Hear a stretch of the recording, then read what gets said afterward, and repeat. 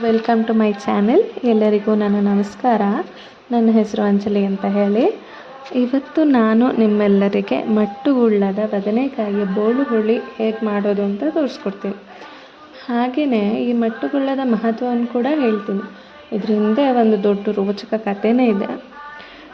ನಮ್ಮ ಕರಾವಳಿ ಜನರಿಗೆ ಇದು ತುಂಬ ಮಹತ್ವವಾದಂತಹ ಕಥೆ ಅಂತಲೇ ಹೇಳ್ಬಹುದು. ಬದನೆಕಾಯಿ ಕೂಡ ಹಿಂದೆ 14ನೇ ಶತಮಾನದಲ್ಲಿ ವಾದಿರಾಜ ಯತಿವರ್ಯರು ಪ್ರತಿ ದಿವಸ ಈ ಬದನೆಕಾಯಿಯ ಮಡ್ಡಿಯನ್ನು ಮಾಡಿ, ಆ ಮಡ್ಡಿ ಅಂತ ಹೇಳಿದರೆ ಕುದುರೆಗೆ ತಿನ್ನಿಸುವಂಥ ಒಂದು ಆಹಾರ, ಇದನ್ನು ಮಾಡಿ ಹಯಗ್ರೀವ ದೇವರಿಗೆ ನೈವೇದ್ಯ ಮಾಡ್ತಾ ಇದ್ರಂತೆ. ಅದನ್ನು ಹಯಗ್ರೀವ ದೇವರು ಸ್ವೀಕಾರ ಮಾಡಿ ಉಳಿದದ್ದನ್ನು ಅವರು ಸ್ವೀಕಾರ ಮಾಡ್ತಾ ಇದ್ರಂತೆ. ಇದನ್ನು ನೋಡಿ ಸಹಿಸಲಾಗದೇ ಇರುವಂತಹ ಕೆಲವು ಜನರು ಅದಕ್ಕೆ ಅಂತ ಅಂದರೆ ಮಡ್ಡಿಗೆ ಯತಿವರ್ಯರಿಗೆ ಗೊತ್ತಿಲ್ಲದೆ ಇರುವಂತಹ ಸಮಯದಲ್ಲಿ ವಿಷವನ್ನು ಬೆರೆಸ್ತಾರಂತೆ. ಆ ದಿನ ಆ ಹಯಗ್ರೀವ ದೇವರು ಅಂತ ಹೇಳಿದರೆ ಬಿಳಿ ಕುದುರೆ ಸ್ವಲ್ಪವೂ ಮಡ್ಡಿಯನ್ನು ಉಳಿಸದೆ ಎಲ್ಲ ಮಡ್ಡಿಯನ್ನು ಅದೇ ತಿಂದು ಬಿಡುತ್ತಂತೆ. ಅದನ್ನು ತಿಂದ ಮೇಲಿಂದ ಆ ಬಿಳಿ ಕುದುರೆಗೆ ಮೈಬಣ್ಣ ಹಾಗೂ ಉಡುಪಿ ಶ್ರೀಕೃಷ್ಣನ ಮೈಬಣ್ಣ ಅಂದರೆ ಶ್ರೀಕೃಷ್ಣನ ವಿಗ್ರಹದ ಬಣ್ಣ ನೀಲಿ ಬಣ್ಣಕ್ಕೆ ತಿರುಗುತ್ತಂತೆ. ಇದನ್ನು ನೋಡಿ ಸ್ವಲ್ಪ ಟೆನ್ಷನ್ ಮಾಡಿಕೊಂಡಂತಹ ಎಲ್ಲ ಜನರು ತಮ್ಮ ತಪ್ಪಿನ ಅರಿವಾಗಿ ಯತಿವರ್ಯರ ಹತ್ರ ಹೋಗಿ ಇದಕ್ಕೆ ಪರಿಹಾರವನ್ನು ಸೂಚಿಸಿ ಅಂತ ಕೇಳಿದ್ರಂತೆ.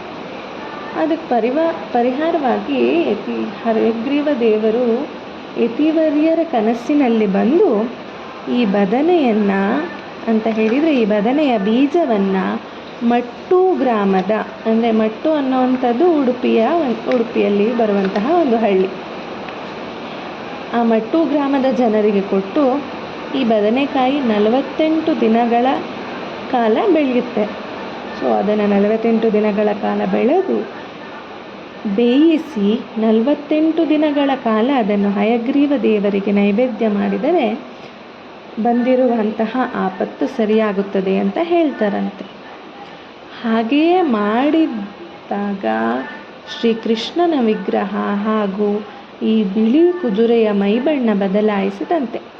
ಆದ್ದರಿಂದ ಮಟ್ಟುಗುಳ್ಳನ ಇವತ್ತಿಗೂ ಉಡುಪಿ ಶ್ರೀಕೃಷ್ಣನ ಮಠದಲ್ಲಿ ನಮಗೆ ಪ್ರಸಾದದ ರೀತಿಯಲ್ಲಿ ಭೋಜನಕ್ಕೆ ಸಾಂಬಾರು ಅಥವಾ ಈ ಥರ ಬದನೆಕಾಯಿ ಗುಳ್ಳದ ಬೋಳು ಹುಳಿಯನ್ನು ಮಾಡಿ ನಮಗೆ ಬಡಿಸ್ತಾರೆ. ಅದನ್ನು ಉಡುಪಿಯಲ್ಲಿ ಹೋದಾಗ ನಾವು ಅದನ್ನು ಅಬ್ಸರ್ವ್ ಮಾಡಬಹುದಾಗಿದೆ. ಸೊ ಇದಾಗಿತ್ತು ಇವತ್ತಿನ ಮಟ್ಟುಗುಳ್ಳದ ಬದನೆಕಾಯಿಯ ಕತೆ. ಈ ಮಟ್ಟುಗುಳ್ಳದ ಬದನೆಕಾಯಿಯ ಬೋಳು ಹುಳಿಯ ರೆಸಿಪಿಯನ್ನು ನಾನು ಕ್ಯಾಪ್ಷನ್ನಲ್ಲಿ ಹಾಕಿರ್ತೇನೆ, ಅಂತಂದರೆ ಕೆಳಗಡೆ ಹಾಕಿರ್ತೇನೆ. ನೀವೆಲ್ಲರೂ ಅದನ್ನು ನೋಡಿ ರೆಸಿಪಿಯನ್ನು ಅರ್ಥೈಸಿಕೊಳ್ಳಬಹುದು ಅಂತ ಭಾವಿಸ್ತೇನೆ. ಇದು ನನ್ನ ಹೊಸ ಪ್ರಯತ್ನ ಆಗಿರೋದ್ರಿಂದ ಎಲ್ಲರೂ ನನ್ನ ಚಾನಲನ್ನು ಸಬ್ಸ್ಕ್ರೈಬ್ ಮಾಡಿ, ಲೈಕ್ ಮಾಡಿ, ಶೇರ್ ಮಾಡಿ ಹಾಗೂ ಸಪೋರ್ಟ್ ಮಾಡಿ ಅಂತ ಹೇಳಿ ನಿಮ್ಮೆಲ್ಲರಲ್ಲೂ ವಿನಂತಿಸ್ಕೊಳ್ತೇನೆ. ಇಲ್ಲಿಗೆ ಮಟ್ಟುಗುಳ್ಳದ ಬದನೆಕಾಯಿ ಇಷ್ಟೊತ್ತಿಗೆ ನಿಮ್ಮ ಮನೆಯಲ್ಲಿ ರೆಡಿ ಆಗಿರ್ತದೆ ಅಂತ ಹೇಳಿ ನಾನು ಭಾವಿಸ್ಕೊಳ್ತಾ ಇದ್ದೇನೆ. ನೋಡಿ, ಅದನ್ನು ಅನ್ನದ ಜೊತೆ ತುಪ್ಪವನ್ನು ಹಾಕಿಕೊಂಡು ಸ್ವಲ್ಪ ಖಾರವಾಗಿ ಮಾಡಿಕೊಂಡು ಊಟ ಮಾಡಿದ್ರಂತೂ ಬಹಳ ಅಂದರೆ ಬಹಳ ರುಚಿಯಾಗಿರ್ತದೆ. ನಮಸ್ಕಾರ. ಬಾಯ್.